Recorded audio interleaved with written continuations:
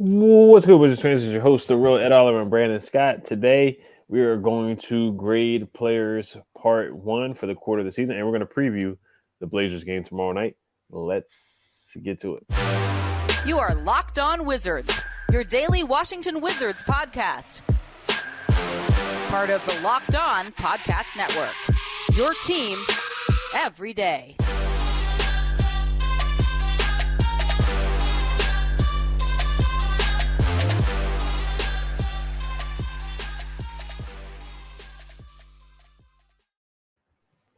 Just want to thank you guys for making Locked On Wizards your first listen every day. We are free and available wherever you get podcasts. All right, so the Wizards are through the quarter mark of the season of the 2023-2024 season. The Wizards are now 4 in 2022. So they played 26 games. So that quarter mark way, we do want to give grades. We're gonna do 3 players at a time. We'll probably do part 1, part 2, part 3.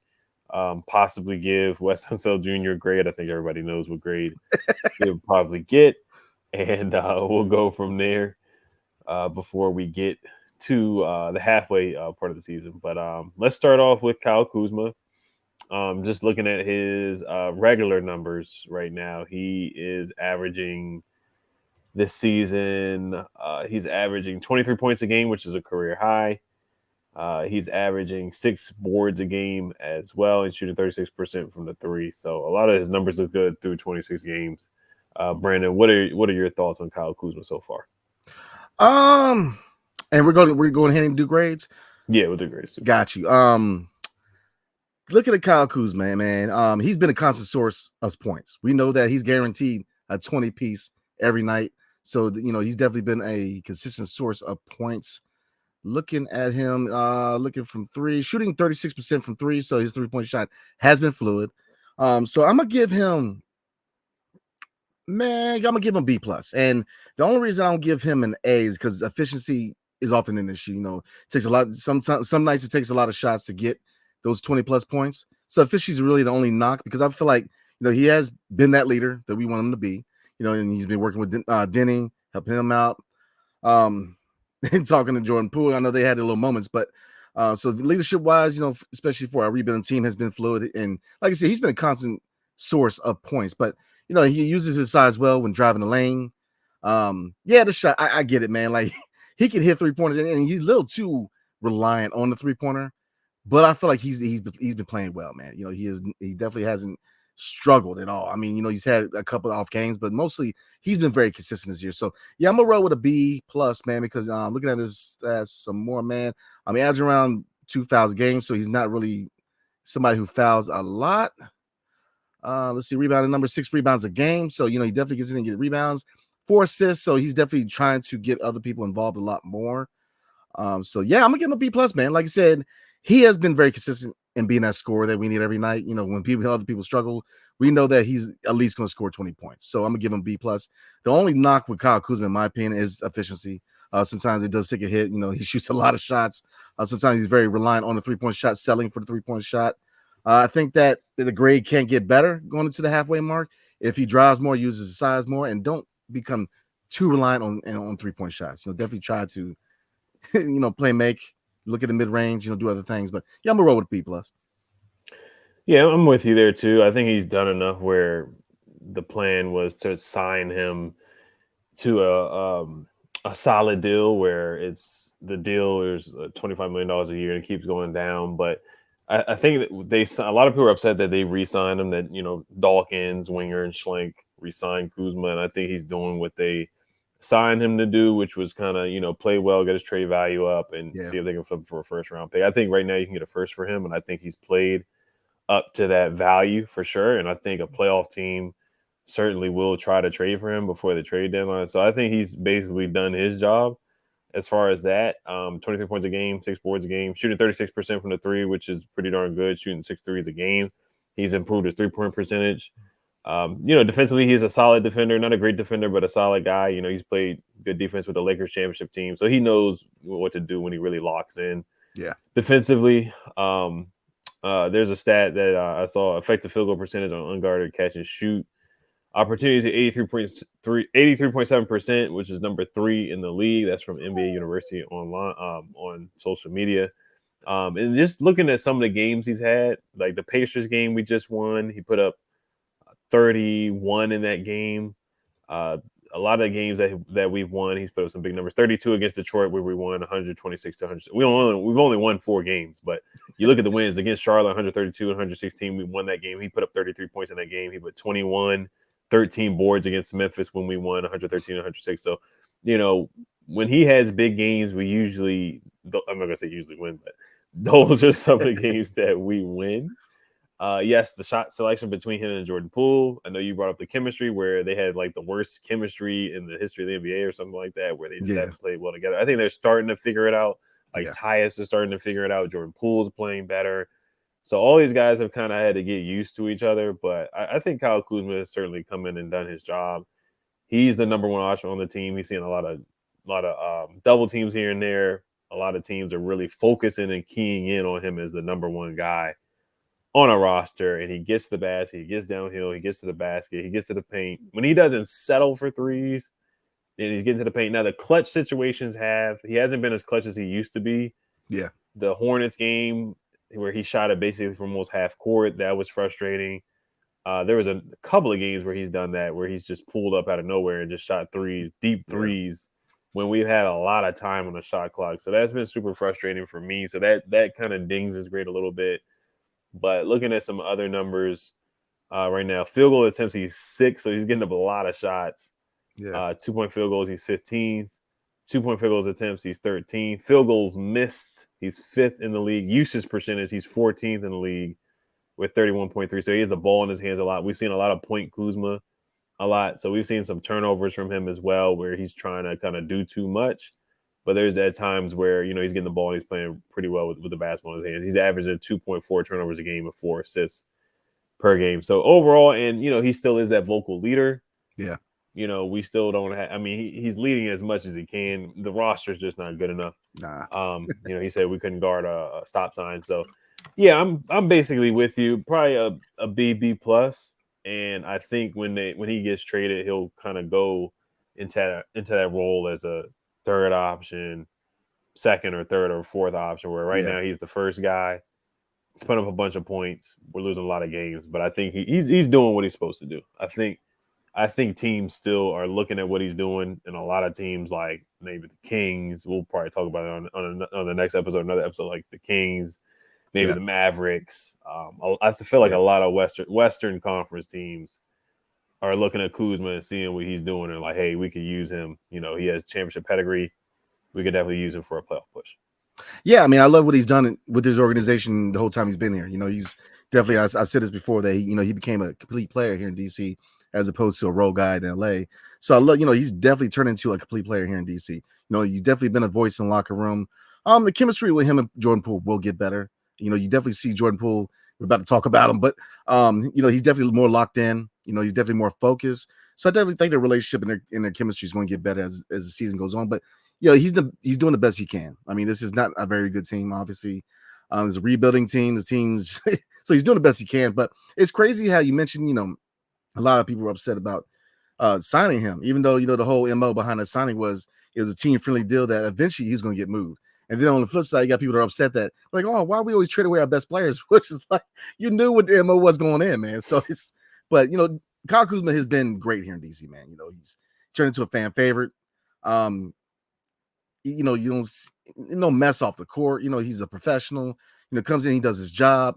So I have no complaints about him, man. Like I said, efficiency and being too reliant on his jumper, man, is the biggest knock against him. Is that he definitely settles on his jumper way too much. And then both him and Poole, they got to learn how to utilize the shot clock. A lot of these 3 seconds, 4 seconds in the shot clock and shooting is unacceptable in my opinion. But, overall, he has been great here in DC. But I definitely think that we'll see at the deadline. But I definitely think in the off season, if not the next couple of years, man, you're going to see him getting dealt because there's going to be a contending team that's going to want to either another, like you said, a fourth option or a third option or a guy that maybe come off the bench, even though I think he's a starter on most other teams. But he definitely has value. So if anybody outside of Tyus we can get a first for, it's going to be Kyle Kuzma. Like I said, we're going to talk about in future episodes, you know, the Kings, the Mavs, maybe the Pacers. There's a lot of fits out there, but he is definitely boosting that value, and he's definitely going to be an asset to another team who's trying to make a playoff run. So, yeah, the Pacers are a good one too. They reportedly said that they want to add an athletic wing to the team. Yeah. They just signed James Johnson, who's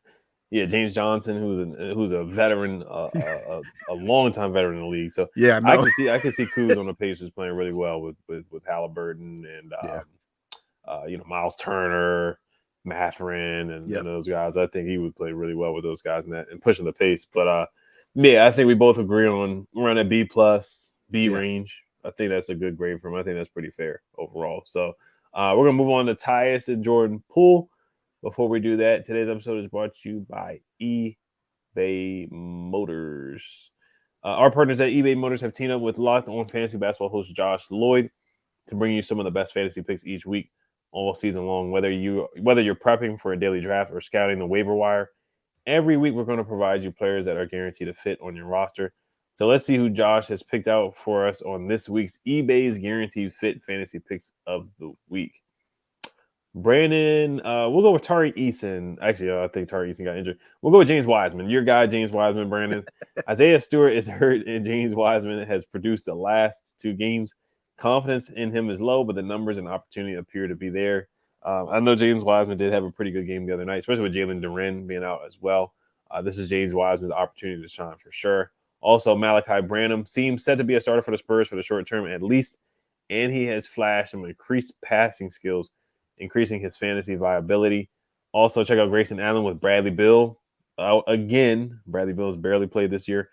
Allen should see strong minutes and a nice increased usage role for the next few weeks.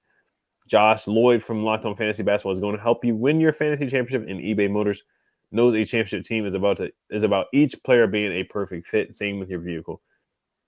Also make sure you guys check out eBay Motors with over 122 million parts for your number one ride or die. You can make sure your ride stays running smoothly. Brake kits, LED headlights, roof rack, bumpers, whatever your baby needs, eBay Motors has it. And with eBay Guaranteed Fit, it's guaranteed to fit your ride the first time, every time, or your money back. Plus, at these prices, you're burning rubber, not cash. Keep your ride or die alive at ebaymotors.com. eBay Guaranteed Fit, only available to U.S. customers. Eligible items only. Exclusions apply. Also, make sure you guys check out Locked On has launched the first ever national sports 24/7 streaming channel on YouTube. Locked On Sports Today is here for you 24/7, covering the top sports stories of the day with the local experts at Locked On, plus our national shows covering every league. Go to Locked On Sports Today on YouTube and subscribe to the first ever national sports 24/7 streaming channel. All right, so let's move on to Jordan Poole, who's been a polarizing player for sure. He's gotten booed in the beginning of the season. He's starting to get more comfortable and put some more consistent games together as of late, as he did hit 8 threes the other night against the Kings. What are your thoughts on Jordan Poole, and what grade would you give him so far? Man, interesting. Yeah, he's definitely been polarizing, right? When we first acquired him from Golden State, I thought that maybe he could be, if not, I don't want to say face, but definitely a part of the foundation going forward of the rebuild. He's young talent, hasn't hit he hasn't hit that ceiling yet. He hasn't his prime yet. He can definitely play in this league. He can definitely score. And, it quickly changed. And, he's made a lot of mistakes, a lot of immature mistakes, certain situations immaturity has shown. Shot selection has been abysmal. Being Hollywood, getting blocked, he's been humbled on many occasions by the likes of Kristaps Porzingis and many other players. So, but I'll say this. I think it's a transition for him. And I'm saying that why is because, you came from a situation where I believe that he was kind of shielded from a lot of the veteran guys. When, Stephen Curry, Klay Thompson, Draymond Green kind of humbled him a little bit. But, he kind of got shielded where, his personality, his immaturity didn't show as much, even though now it's coming out all the time. So, and, you go from a situation where they're a perennial contender to a situation where it's teams that rebuild and you're not going to be very good. You got to be that guy where, you're not a fourth or fifth option. You're a number one or number two option. So a lot of responsibility was put on his shoulders, and he's a young guy. And I think it's taken a while for him to kind of acclimate to his situation in DC. And now you see him locked in. So, Do I think his play will get better? Will his chemistry with Kyle Kuzma get better? Yes, I think he will. I think you're going to see a guy who's a lot more locked in, ready to play. He can definitely score. He can definitely score the rock. I mean, when he's locked in, he shows some professionalism, really works on his craft. I still think he's going to be a really good player in this league. Now, is he part of the future going forward? There's been reports that the organization didn't view him as a piece going forward. He thought in his mind that it was his team. So we'll see, man. Improved play can change perspectives, right? If you see him improve his play, which I think he will, you're going to see a different player towards the deadline. Now, I don't think he's going to be dealt. I think if he is dealt, it would be in the offseason or forward. I don't think he's going to be dealt at the deadline. They're gonna see what they have in him. And I think they should, man. Because like I said, he's a young guy. He has to acclimate to what's going on. To where again, he went from a team that's trying to challenge to a team that is not going to be very good. And you went from being a fourth or fifth option to being a number one or number two option and having responsibility that hasn't always been on his shoulders. It takes time to really acclimate to that. So I think he's still going to be solid. I would really like to see him get closer to 20 plus as far as, because right now he's at 17.4 points a game. So I definitely want to see his points per game go up, and I think it will. So grade. I feel I don't know if I feel bad, but I want to say C minus, but I'm gonna give him a C. And the reason for that, he has had his bouts of being Hollywood and being humbled, being immature. People getting videos of him not paying attention in at timeouts and stuff like that. But he's locking in, and he's trying to show people what he can do, and he's trying to show people that he can be that guy, and it says a lot to me. So I'm gonna give him a C. He has a lot of room for improvement. Efficiency has to get better. I said it before, man. He's got to get better with utilizing the shot clock. You cannot go down the floor and shoot a jumper 2 seconds in the shot clock, man. You're not taking advantage of possessions, and it's just he's got to get better with that. I want to see him with the ball a lot more. I think he's not as good as he is off ball with the ball in his hands. So definitely want to see him have the ball in his hands a lot more. And I think at the deadline, you might see him be moved into the point guard position because, Tyus definitely has value. He will be dealt. DeLon, maybe we'll see. But I want to see what he can do at point guard going forward. I do really do. But I'm hoping I hope, man. I like Jordan Poole. Like I said, he's a young guy. Immaturity shows sometimes, but he's starting to lock in. And I think you're going to see a different player as the season goes on. 100%. Just looking, you brought up the point guard situation where he's looked better at times with the ball in his hands. Right now, looking at the play-by-play on Basketball Reference, he's played point guard 18% of the time, and 78% of the time he's played shooting guard. Of course, because Tyus Jones is going to be the main point guard out there. There have been times where Jordan Poole has had the ball in his hands, and he's still kind of just been loose with the basketball, bad decision making, shot selection. You brought that up too. The shot selection has been frustrating at times and head scratching. The Shaq and the Fool moments where he got blocked by Porzingis. The game, I can't remember which game exactly, but he shot a three really early in the shot clock. It was very unnecessary. Went off the backboard. That was a frustrating shot. The beginning of the season where he was getting booed, he was airballing. Just the turnovers. Right now, he's 17th in the league in turnovers. We talked about that before the season started because that was a problem that he had in Golden State was turning the ball over. But he's so talented. He's a good passer.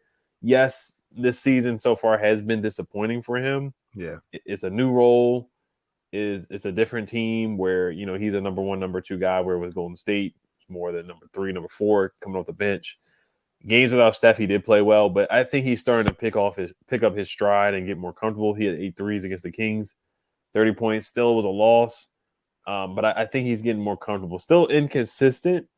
Defensively, he'll just never be that guy. He'll just never be that guy. Him and Tyus, both those guys, they're probably the top or one of the worst defensive backcourts in the league for sure. But they're starting to get their chemistry and play better together for sure. So I want to see him get to the rim more instead of settling for threes and step back threes. I want to see him do that because he can get to the free throw line, man. That preseason game against the Knicks, I was excited, man. When he put up 41, like he got to the free throw line so much he couldn't be stopped, and we just didn't see that guy. We didn't see a guy playing with confidence. He was taking bad shots. He wasn't sure of himself, missing easy shots that he usually takes. And throwing lollipop passes, not coming to the basketball, just lackadaisical effort, not showing 100% effort. So that was the most frustrating thing. That's why I think a lot of fans were frustrated with him and booing him because he just wasn't showing maximum effort. He wasn't shooting the ball well. But overall, I'm giving him that C range just because of the ugly start. I know some people would give him like an F, but he's starting to play a lot better. Yeah. And I think I think Wes is starting to figure out and the whole thing with him not looking at the clipboard. I feel like we've come a long way from that. He's more locked in. He's paying attention to the plays. There's no more clips of him, just not focusing or anything like that.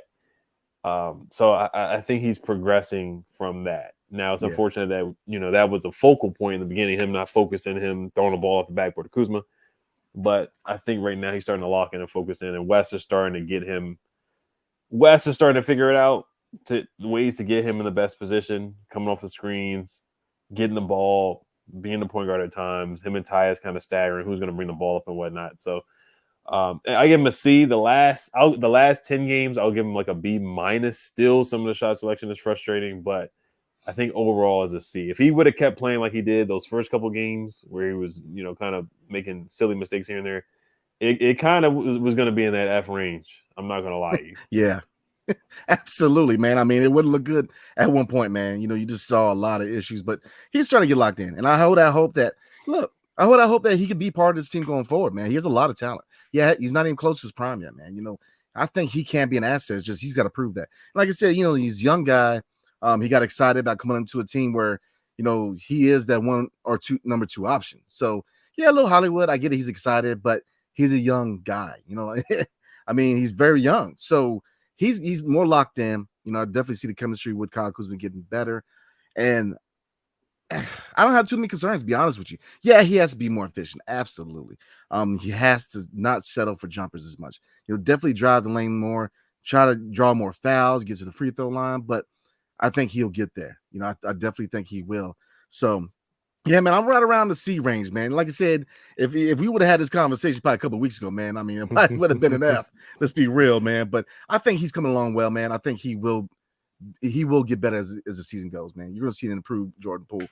So, I like I said, I'm a big fan of him, man. So hopefully, he could be that guy going forward for us. And if not, hopefully he boosts his value where we can send him somewhere where he can be that focal point. So, right. Yeah, I think. And then the whole article came out where it was saying that he was brought here to be traded. We had the conversation like, could he be a franchise guy? I think we figured out that at this point, no. Yeah. Yeah. Yeah, he's definitely going to get traded eventually, but I think as far as his NBA career, man, he's going to be all right. Once he locks in and figures out who he is as a player, then he'll be just fine, man. He definitely will. I still think he can be an all-star in the future. So but we're going to go ahead and move on. I'm going to talk to y'all about BetterHelp. Today's episode is brought to you by BetterHelp. And with the holidays coming along, you got Christmas, Kwanzaa, Hanukkah. It's definitely a time for families to get together and exchange gifts. But there's no greater gift than a peace of mind, right? Me personally, I have never been a patron of BetterHelp, but I am a strict believer in talking to somebody, definitely figuring your problems out. Somebody who's been through many things in my life.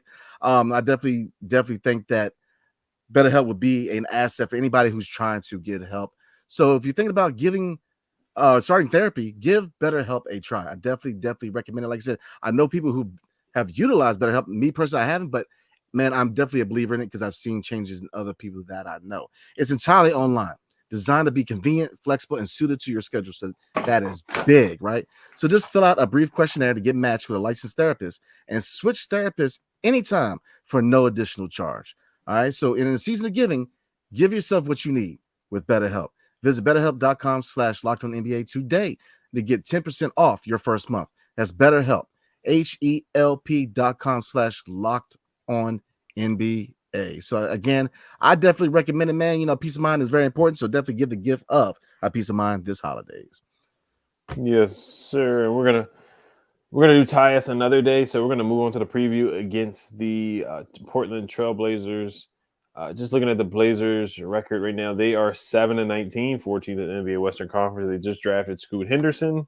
Oh yeah. They brought in DeAndre Ayton. They have Jeremy Grant, Anthony Simons. Of course, they traded away Damian Lillard in the blockbuster trade over this off season.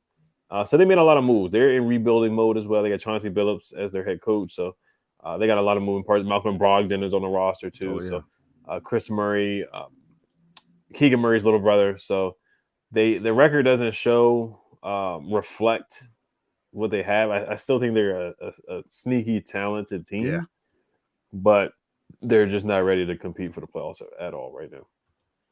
Yeah, I mean, they have a lot of talent. I'm trying to tell you, they have a lot of talent. I mean, Anthony Simons, man, averaging 25 points a game. Scoot Henderson, Scoot hasn't played up to his draft position, but I think he's gonna be all right, man. He's got weight. It's kind of like you're talking about Jordan Poole. I mean, he's got too much talent not to be good, man. Scoot Henderson definitely is gonna be solid going forward. I mean, Malcolm Brogdon, a vet, combo guard. I mean, Jeremy Grant, DeAndre Ayton. I mean, Matisse Thybulle, Jabari Walker. They have a lot of talent here. Shaden Sharp is definitely got to look out for, man. He is going to be a perennial all-star in the next couple of years, man, in my opinion. So, yeah, how would I attack this team, man? They like to run. They're a team that likes to push the pace, man. So transition defense and communicating on transition defense is going to be key, man. We have to get down the court. We've got to get set. We got to know our assignments. We got to communicate. We got to rotate. We've got to, shooters on the perimeter. That's another thing. They have shooters, man. Jeremy Grant can't shoot. Shaden Sharp is a shooter. Anthony Simons is a shooter. I mean, Brogdon can shoot. I mean, the list goes on. They have guys who can definitely threaten you on the perimeter. Another matchup, like I feel like we say this every game, is Gafford versus DeAndre Ayton. DeAndre Ayton, man, can ball a little bit. He is averaging around 10 rebounds a game. So, I'm not gonna say he's revitalized himself in Portland because he's kind of he is what he is type of player, right? He's a guy at center where he's not gonna spread the floor too much and he's not gonna wow you with athleticism, but he's a guy who's gonna do his job. And so I definitely want to see how Gafford plays against Ayton, man, because Ayton can definitely rebound the ball. So this is a team that likes to score, likes to run. We've got to communicate. We've got to do better on defense. I mean, if we want a chance to beat them, we have to communicate. We have to defend that perimeter, man. We cannot be slow on rotating out. We can't be slow closing out the shooters because they've been tagging us up all year long with slow closeouts. So we've got to get better, get in the passing lanes, So I'm looking at leadership. Kyle Kuzma, Tyus Jones being the point guard, definitely had to communicate better, know your assignments down the court, and we'll see. Like I said, Ayton is going to rebound. So for everybody betting, definitely put your bet on Ayton, man, for 10 plus rebounds. Just saying, but I'd like to see Gaff kind of step up, man. See what Gaff can do against Ayton. Ayton's a stronger center, so we'll see. So, yeah, I think that it could be a winnable game. But like you said, I don't think their record really depicts how talented they are. They're really under the radar, really young team where I think in the next 2 to 3 years, they really can make noise in the Western Conference. And I said that I said that about the Pistons in the Eastern Conference and they're the worst team in the NBA. So we'll see, man. But I think that there's a lot of talent. Shaden Sharp, man, is one player to spotlight. He can play. I mean, he is a Skywalker, man, who's definitely going to drive the lane with some power. So, Yeah, so there's breaking news that Shaden Sharp is ruled out for the game tomorrow with an adductor injury, so he will not be playing. But, so no Skywalker tomorrow night. So the Wizards going to break. I actually feel like this is a very winnable game. Yeah. I don't want to go out here and say they're going to win, but I actually think they're going to win. I actually think the Commanders are going to win. Call me crazy. I think the Commanders are going to win. Oh, Lord. Too. So I know you might have to check my cup right now. But I think the Wizards are going to win tomorrow night. I think the Commanders are going to beat the Jets. I think it's the Blazers are a talented team. Just looking at some of their numbers right here, they turn the ball over a lot. They're 27th in turnovers. They're second in steals, so they get a lot of steals. So we got to take care of the basketball. Of course, Tyus does that. Tyus has done a great job these last couple of games, so he's got to keep it up. He's going to be a key part. But stopping Simons, he's going to put up a lot of points on the Wizards for sure. Last year, he hit 8 threes against the Wizards in one game. That was insane. And then Ayton, you brought up the matchup between Ayton and Gafford. That's going to be a huge matchup. Ayton has played better the last couple games. He just came back off an injury. He had a good game against the Suns. He was motivated against the Suns. So I want to see how Gafford plays against Ayton. It's going to be a physical matchup. There are times where Ayton's a little inconsistent as well, as we've seen. That's why the Suns traded him away, because he's been inconsistent in the past for sure. But the Blazers, they don't shoot the three ball well, but teams that usually shoot the ball well against us, they get to the free throw line well, and they shoot their free throws well. They're 7th in free throw percentage. They're 29th in points per game. Scoot Henderson, he's been inconsistent, but Malcolm Brogdon's been a good veteran. Yeah. I'm a big fan of Scoot Henderson's game, but he's been a little inconsistent. And it's to be expected as a rookie as well. Yeah. But yeah, they turn the ball over a lot. So Yeah. let's see if we can get some deflections. Bilal can get his hands in the passing lanes, create some deflections. Same thing with Denny. Let's see if we can force turnovers and turn that into points. So that's going to be a big thing there. Getting back on defense, defending the 3-point line as well. So those are going to be the keys for me. Just moving the basketball as well. I think this is a game where Kuzma can have a big game. Jordan Poole can have a big game. Same thing with Tyus. And let's see if Denny has a bounce back game too. He's been inconsistent offensively with Shaedon Sharp being out. Jeremy Grant, can't forget about him too. He's been filling it up as well. So they have some guys that can put the ball into the basket. That's one thing I'll say. Their offensive rating is 27th right now. They just don't have any cohesion right now because they're a rebuilding team right now, just like us. But I think they're kind of a team that can be dangerous and upset some of the better teams in the league because they have talent. But yeah, my keys to development for sure. Bilal, defense. I want to see him force some turnovers. Yep. Steals, deflections. Same thing with Denny. If Denny's offensive game isn't going, I want to see him get other guys involved, get other guys open, which he has been doing. He's been passing the ball well, rebounding, contributing in other ways. Yeah, I mean, looking at the stats, man, here's the thing. They like to push the pace, but they are 29th in NBA in points per game and 30th in assists. So they rely too much on athleticism. You know, they as opposed to ball movement. So I think that if we really get active defensively, I think we have a chance. I definitely think I'm with you. I think we do. It's a winnable game. I'm with you. And talking about the Commanders and Jets, I want to say we have a chance, man. I want to say it, but I'm with you, man. I think it's definitely a winnable game for the Commanders, man. So yeah, it's a winnable game. We'll see. A lot of young talent, but I mean, another matchup. You know, Thibault and Denny. You know, both are defensive guys who, you know, they both can shoot three, but I want to see what he can do against defensive guys. See if he'll drive more. You know, be more aggressive on the offensive end against Thibault, man. But in another matchup, you know, Jeremy Grant and Kyle Kuzma.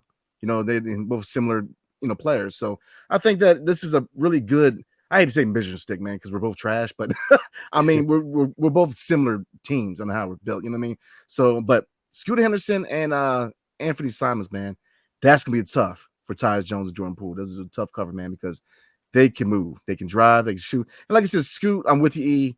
He's young, he's a rookie, he's still acclimating, and that's why I said, you know, I'm a fan of him. But when these guys that play for the Ignite and play for, you know, the G League teams, man, the competition, it says a lot. And, you know, his transition to the NBA has been a little slower because of the competition level. So I think when he finds his feet, really acclimates to the NBA speed, man, he'll be all right, man. But in the future, man, watch out, because Scoot, man, he can play. Just, I'm with you.